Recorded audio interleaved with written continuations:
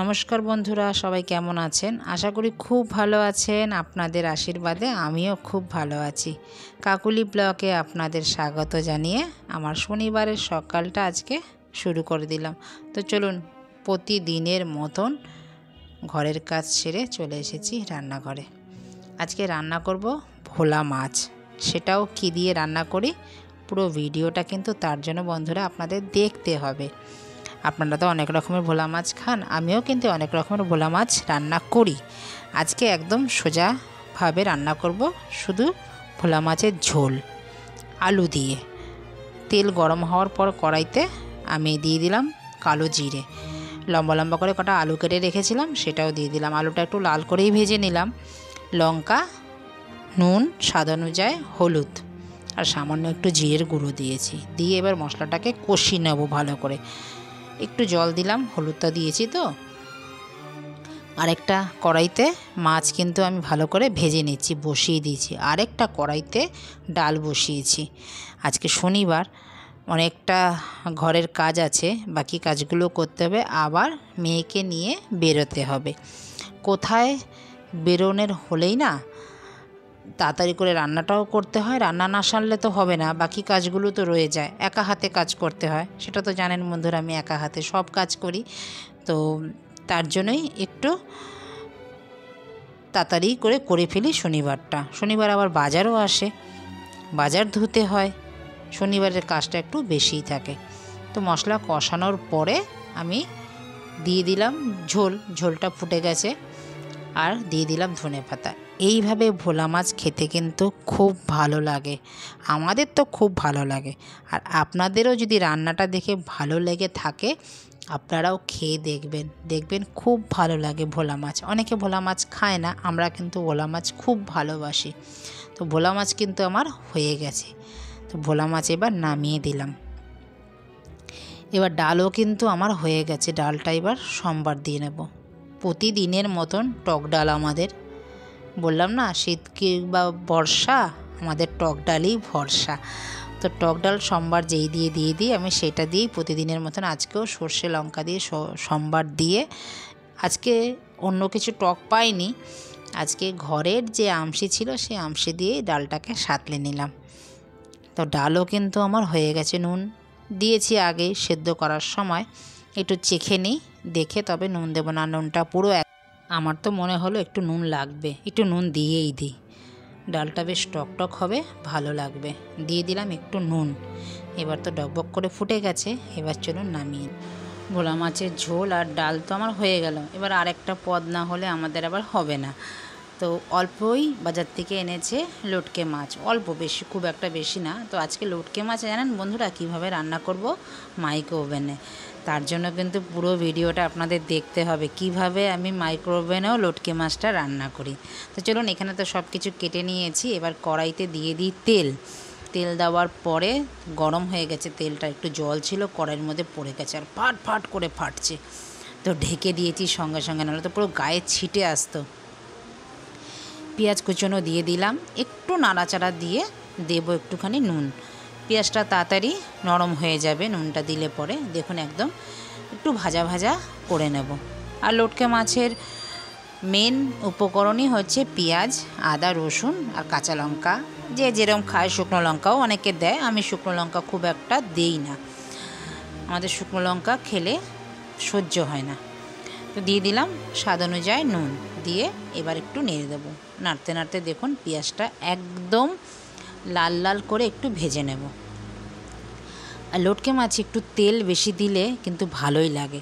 আর আমি যে লটকে মাছটা আজকে রান্না করব, একদম গোটা গোটা থাকবে, ভেতরটা পুরো সেদ্ধ হয়ে যাবে, ওপরটাও পুরো সেদ্ধ হয়ে যাবে, একদম গোটা গোটা থাকবে। অনেকেই লটকে মাছ দেখি ঝুরি খায় বা একটু মাখা মাখা খায়, কিন্তু আমি যেইভাবে রান্না করি একটু গোটা গোটা থাকে, কিন্তু মশলাটা দিয়ে ভাতটা মাখিয়ে একটা গন্ধরাজ লেবু থাকলে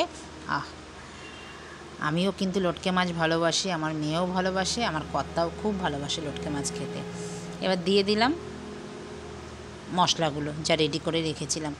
আজকে যেহেতু শনিবার, আমার মেয়ে চলে এসেছে রান্নাঘরে। আমার মেয়ের এখন না খুব শখ হয়েছে রান্না করবে। তার কারণ ওর বন্ধু এখন নতুন রান্না করা শিখেছে। সে বলে বাড়িতে ছুটির দিনে মাংস রান্না করে। আমার মেয়ের ওর কথা শুনে ও শুনেছে, এবার ওরও একটু রান্না করতে ইচ্ছা করে। তো রান্না তো করতে দেওয়া যায় না, বলুন, পারবেও না। আমি বললাম আমার পাশে থাকো, আমি কিভাবে রান্না করি যেটা দেখো। আমরা তো দেখেই শিখেছি, আমরা কিন্তু হাতে ধরে কাজ শিখিনি। তো মেয়েকেও আমি এখন মশলাগুলো দিচ্ছি, মেয়ে নেড়ে নেড়ে দিচ্ছে। তো চলুন, আমি কিন্তু মশলা দিয়ে একটু হলুদ দিয়ে টমেটো দিয়ে দিলাম। এবার ভালো করে মশলাটা কষাবো। না, মাঝে মধ্যে আমার সাথে অনেক কাজ করে। এই সেই দিনকেই ধরুন একটু ভালো মন্দ রান্না করলাম, তখন একটু ময়দা মেখে দিল, জল নেয়, করে মাঝে মধ্যেই। তো মশলা কিন্তু আমার দেখুন একদম কষানো হয়ে গেছে। ঢেকে ঢেকেই মশলাটা কষিয়ে নিলাম। তেল ছাড়া অবধি মশলাটা কিন্তু কষাবো। দেখুন তেল কিন্তু একদম ছেড়ে গেছে, মশলা আমার রেডি হয়ে গেছে। এইবার আমি কি করব জানেন? এবার চলুন পুরো ভিডিওটা দেখতে থাকুন কিভাবে রান্না করি, কেন গোটা গোটা থাকে। এই যে আমার একটা ননস্টিকের কড়াই, না এটা একটা রাবার টাইপের প্লেট, এটা মাইক্রোওভেনের সাথে আমাকে দিয়েছে। মাইক্রোওভেনের সাথে এটা অনেক রকমের মাইক্রোওভেনে কিন্তু রান্না করা যায়। আমি কদিন আগেই দেখেছেন একটা স্ন্যাক্স বানিয়েছি, তো এটার মধ্যে আমি মাছ ভাজি, যে কোনো রান্না আমি এটার মধ্যেই করি।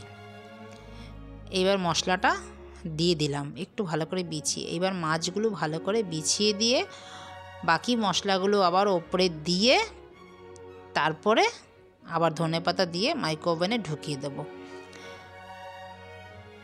200 ডিগ্রি সেন্টিগ্রেডে প্রিহিট করে নেব। করে নিয়ে প্রায় 10 মিনিট দেব। আবার যদি পরে দেখে তারপরে আবার দেব কতটা লাগে। এইভাবে রান্না করলে না দেখবেন মাছটা একদম গোটা থাকবে আর ভেতরটা দিয়ে একদম সেদ্ধ হয়ে যাবে, আর খেতেও অসাধারণ লাগবে। একবার এরকমভাবে বানিয়ে খাবেন, আর খুব তাড়াতাড়িও হয়ে যায়। এই যে কড়াইতে যদি আমি মাছটা দিতাম, বগিয়ে এক কড়াই জল হয়ে যেত। মাইক্রোওভেনে দিলে কি জলটা খুব একটা হয় না, হয় একদম যে হয় না সেটা বলবো না, হয়, কিন্তু মাইক্রোওভেনের জলটা খুব তাড়াতাড়ি শুকায়। দেখবেন একবার এইভাবে করে আমার মতন, তারপরে আমাকে কমেন্টে জানাবেন যে কীরকম হয়েছে। অতি অবশ্যই কিন্তু করে খাবেন, দেখবেন অসাধারণ হয় খেতে। এবার বাকি মশলাটা আমি দিয়ে দেবো ওপর থেকে, ধনেপাতা দিয়ে মাইক্রোওভেনে ঢুকিয়ে দেবো। খুব ভালো লাগে, আমি বলছি খুব ভালো লাগে খেতে। দেখুন আমি দিয়ে দিলাম, আর কাজ কিন্তু অনেকটাই কমে যায়। এটাকে দিয়ে এইভাবে পুরো মাছের ওপরে স্প্রেড করে দেবো।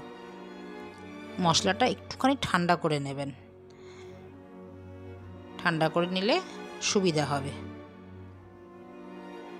দেখুন একদম দিয়ে দিলাম, দেখতেও না খুব কিন্তু ভালো লাগছে। দেখুন পুরো সাজিয়ে দিয়েছি তো ভালোই লাগছে। কিন্তু মশলা দিয়ে ধনেপাতা দিয়ে একদম আমার রেডি হয়েছে মাইক্রোওভেনে দেওয়ার জন্য।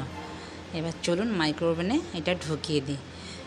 10 থেকে 15 মিনিট দেব, তারপরে মাঝখানে একবার চেক করে নেব, তারপরে আবার যদি দিতে হয় 10 মিনিট তখন আবার দেব। তো চলুন মাইক্রোওভেনে এখন দিয়ে দিই, এটা হতে থাকুক। এই মাইক্রোওভেনটা না খুব ভালোই হয়েছে। মাইক্রোওভেনের এই একটা প্লেট আর এই একটা ঢাকনা, আর দেখেছেন আমি ভাত গরম করি ওই একটা বোল যদি থাকে, মাইক্রোওভেনে অনেক রান্না করতে পারা যায়, আর কাজের কিন্তু অনেকটা সাশ্রয় হয়। গ্যাসে আর মাইক্রোওভেনে দুটো মিলিয়ে রান্না করলে দেখবেন অনেক কম সময়ে আপনি রান্না করতে পারবেন। চলুন 10 মিনিট কিন্তু আমার হয়ে গেছে, একটু দেখে নিই কেমন হয়েছে, তারপরে যদি মনে হয় দিতে হবে তবে আবার 10 মিনিট দেব। তুলে এখন দেখে নিচ্ছি, না ঠিকঠাক হয়নি, এখনও একটু জল জল আছে, এটা একদম পুরো শুকিয়ে যাবে জলটা। তো আবারও 10 মিনিট আমি দিয়ে দেব। এই যে ভাপটা দিয়ে জল বেরোচ্ছে, তো চলুন আবারও 10 মিনিট দিয়ে দিই। এক একটা মাইক্রোওভেনের এক এক রকমের মুডে থাকে, টাইমটাও কিন্তু এক একটা মাইক্রোওভেনের এক এক রকম লাগে। আমার যে আগের যে মাইক্রোওভেনটা ছিল সেই মাইক্রোওভেনে কিন্তু আমার স্টিলের বাসনও ঢুকে যেত, জানেন, কিচ্ছু হতো না, আমি আর ভালোভাবেই গরম হতো। এটার মধ্যে যেমনি আমাকে বলেই দিয়েছে এটার মধ্যে কোনো স্টিল জাতীয় জিনিস ঢুকবে না, মাইক্রোওভেনের জিনিসই ঢুকবে। প্রথম তো জানতাম না আমি, কিন্তু প্রথম কিন্তু আমি ঢোকাতাম, বেশ ভালোই গরম হতো, গামলা স্টিলের সবই ঢোকাতাম। তো দেখুন আমার কিন্তু হয়ে গেছে একদম। এবার কেমন হয়েছে বলুন? আমার কিন্তু রান্নাবান্না কমপ্লিট হয়ে গেল। এবার চলুন মেয়েকে একটু ফল কেটে দিয়ে আসি। এবারের আপেলটা দাদা এনেছে, এত মিষ্টি, চিনির মতন মিষ্টি।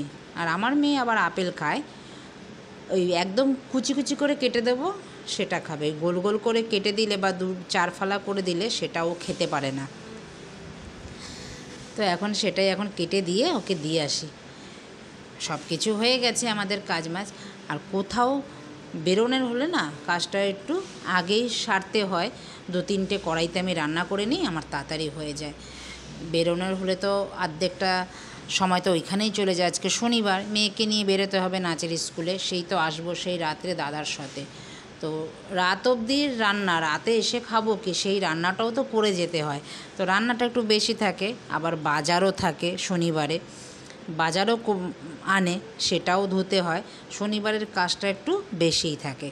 তো তার জন্যই না আমি 2-3টে জিনিসে রান্না করিনি, তাড়াতাড়ি হয়ে যায়, একটু রেস্ট নিয়ে আবার বেরোতে হয়। মেয়েটাকে এবার দিয়ে আসি। তো চলুন।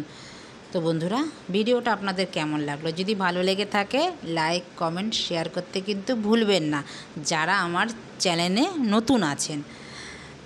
আর পাশে থাকা বেল আইকনটি প্রেস করে রাখবেন, আমি যখন এইরকম ভিডিও আপলোড দেব সববার আগে আপনাদের নোটিফিকেশান পৌঁছে যাবে, আপনারা সময় অনুযায়ী পরে ভিডিওটা দেখে নিতে পারবেন। আমার ফেসবুকেও একটা পেজ আছে, যারা ফেসবুক থেকে দেখবেন ঘোষপুকুর নামে পেজ খোলা হয়েছে, সেখানে গিয়েও আপনারা ভিডিওটা দেখে নিতে পারেন। তো বন্ধুরা, এখন আমি ভিডিওটা রাখছি, দেখা হচ্ছে শিগগিরই নতুন একটি ব্লগে। সবাই ভালো থাকবেন, সুস্থ থাকবেন। আর ভিডিওটা আপনাদের কেমন লাগলো লাইক কমেন্ট শেয়ার করতে ভুলবেন না, আমাকে জানাবেন লাইক কমেন্ট শেয়ার করে। তো সবাই ভালো থাকবেন, সুস্থ থাকবেন। শিগগিরই আসছি নতুন একটি ব্লগে।